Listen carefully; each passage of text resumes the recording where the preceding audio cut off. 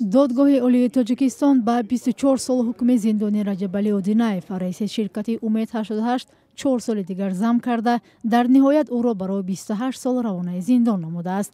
Шер Муҳаммади Шоҳиён, раиси додгоҳ, рӯзи 20 июл ҳангоми як нишасти хабарӣ дар Душанбе гуфт, ба раиси Умед 88 аз рӯи иттиҳомоти нав ҳукми ниҳоӣ содир гардид. Парванда ворид шудам. Маротибаи аввал барои содир кардани як қатор ҷиноятҳо роҳбари ин ширкат гунаҳкор дониста мешуд, бо ҳукми суди олӣ маҳкум гардид. Баъдтар боз парванда нисбати он кас ворид гардид.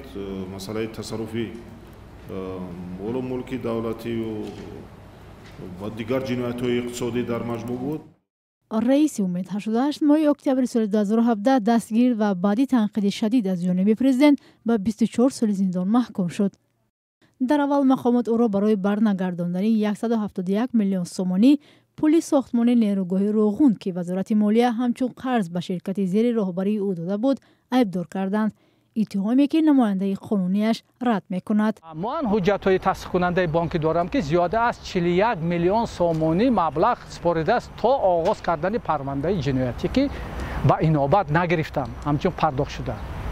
ғайр аз ин соли 2016 аллакай қарзи Роғун пурра пардохт шуда буд бо қарори бо ҳалномаи суди иқтисодӣ.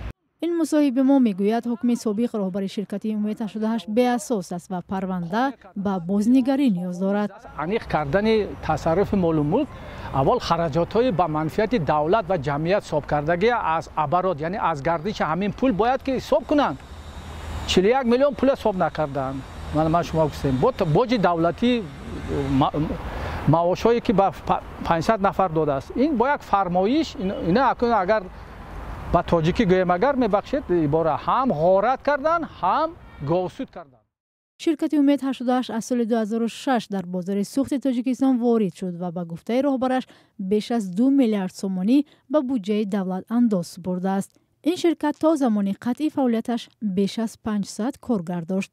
Умед 88 яке аз се ширкати умдаи таъминкунандаи сӯзишворӣ дар бозори Тоҷикистон буд, ки бо Газпроми Русия ва ширкати хусусии Фароз дар рақобат қарор дошт.